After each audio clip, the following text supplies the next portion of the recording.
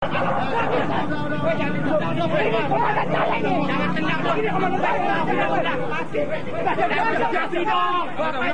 reklamasi Teluk Jakarta cacat hukum.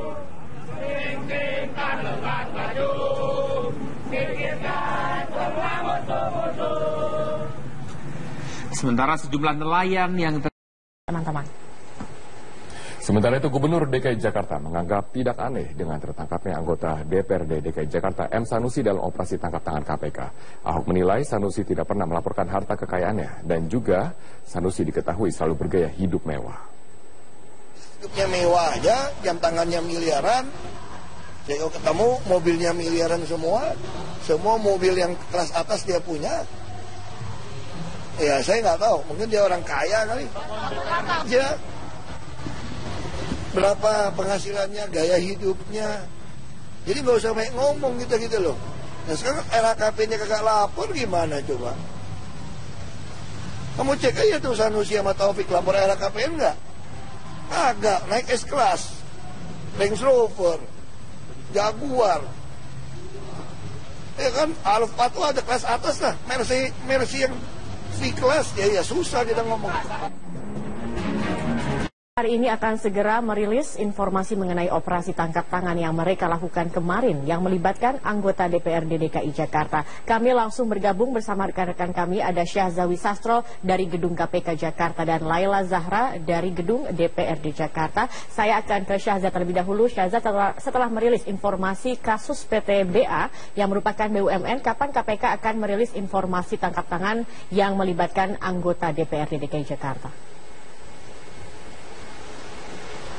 Ya, Zakia, tadi memang pada konferensi pers yang tadi pagi dilakukan, memang pimpinan KPK Agus Raharjo menyatakan bahwa nanti sore rencananya akan dilakukan kembali konferensi pers ini terkait dengan operasi tangkap tangan yang dilakukan malam tadi yang telah mengamankan satu orang Ketua Komisi D DPRD DKI Jakarta Muhammad Sanusi. Memang Muhammad Sanusi ini tadi malam diamankan oleh KPK bersama dengan juga mobil mewahnya, yaitu dengan merek Jaguar dan beberapa dokumen yang diduga ini memang merupakan untuk dilakukannya penyelidikan lebih lanjut.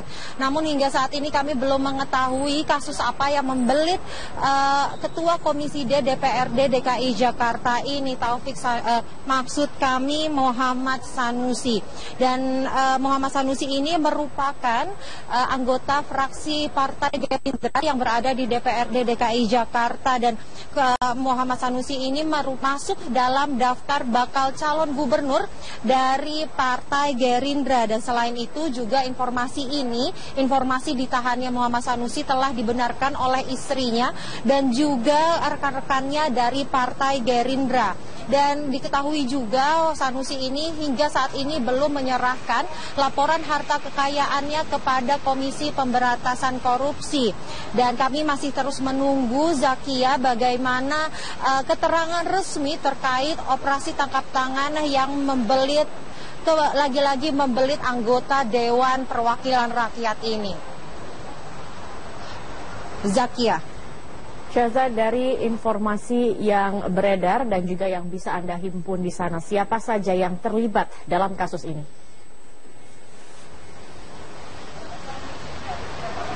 Ya, Zakia, untuk informasi mengenai siapa saja yang terlibat dalam kasus OTT KPK ini, kami hingga saat ini belum dapat memberikan informasi. Namun kemarin malam KPK telah melakukan penyegelan terhadap beberapa ruangan di DPRD DKI Jakarta.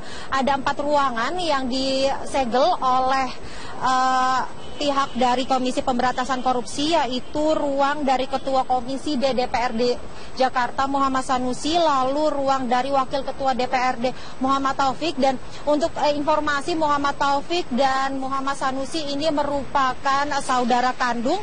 Kemudian ruang pemantau CCTV dan ruang kabak perundang-undangan. Demikian, Zakia. Baik, terima kasih Syahza atas informasinya. Sekarang saya akan ke Laila. Laila, ruangan mana saja yang digeledah oleh KPK?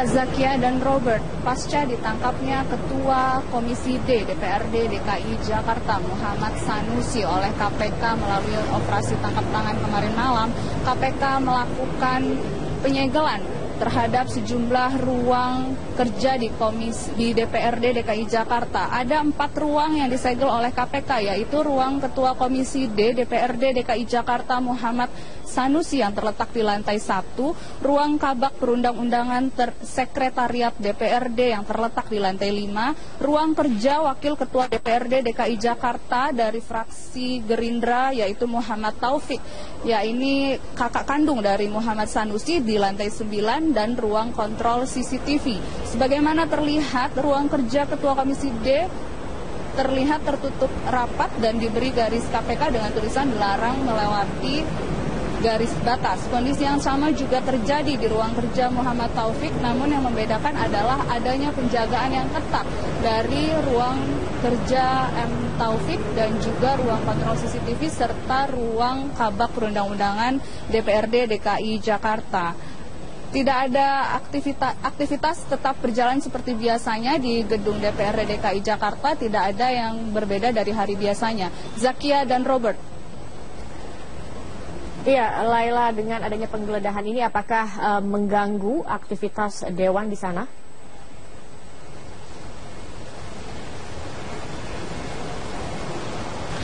Hingga saat ini tidak terlihat adanya aktivitas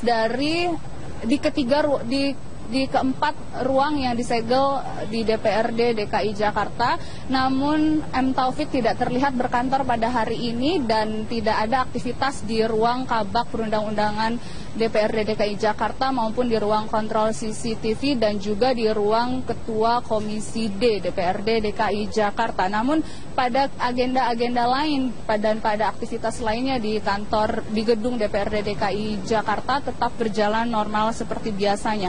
Sementara informasi yang kami dapatkan dari sini, KPK akan mendatangi ruang-ruang kerja di DPRD DKI Jakarta yang telah disegel untuk melakukan penyelidikan dan penyidikan. Zakia dan Robert. Iya, baik. Terima kasih Laila Zahra atas informasinya langsung dari gedung DPRD DKI Jakarta. Dan sebelumnya ada Syahzawi Sastro dari gedung KPK. Seperti Anda ketahui, kemarin kita melakukan operasi tangkap tangan. Pagi ini kita khusus untuk yang kejadian pagi. Karena kita diburu oleh tenggat waktu yang 24 jam, kita harus sudah mengeluarkan sprindiknya. Nah, sprindiknya sudah kita tanda tangani tadi sebelum 24 jam. Jadi anak-anak sudah bergerak untuk melakukan langkah-langkah lebih lanjut terhadap kasus ini. Nah, nanti waktunya akan ditentukan kemudian. Kita khusus akan menggelar yang OTT yang kedua. Jadi saya mohon pertanyaannya yang pagi ini sekitar OTT yang pertama aja ya. Pertama yang ingin saya sampaikan, KPK mengamankan 3 orang dalam operasi tangkap tangan yang digelar pada Kamis tanggal 31 Maret 2016 pukul 9 pagi di sebuah hotel di Bilangan Cawang, Jakarta Timur. Ketiga orang tersebut adalah SWA, Direktur Keuangan PTBA. PTBA ini salah satu BUMN kita. Kemudian DPA, Senior Manager dari PTBA tadi. Berikutnya adalah MRD. MRD ini swasta. Kemudian saya sampaikan kronologis kegiatan penangkapan terjadi sebagai berikut. Pertama, Rabu malam tanggal 30 Maret, sekitar pukul 9 malam atau 21, MRD dan DPA membuat janji untuk bertemu di hotel tersebut. Kemudian, Kamis pagi, tanggal 31 Maret, sekitar pukul 8.20, mereka bertemu di hotel yang sudah dijanjikan tadi. Saat terjadi penyerahan dari DPA ke MRD, dilakukan di lantai 1 toilet pria, Setelah penyerahan, keduanya keluar dari hotel dan kembali ke mobil masing-masing. Saat penangkapan ditemukan uang sejumlah US dollar 148.835 yang terdiri dari 1.487 pecahan 100 dolar dan 1 lembar pecahan 50 dolar, 3 lembar pecahan 20 dolar, 2 lembar pecahan 10-an dolar, kemudian 5 lembar pecahan 1 dolar.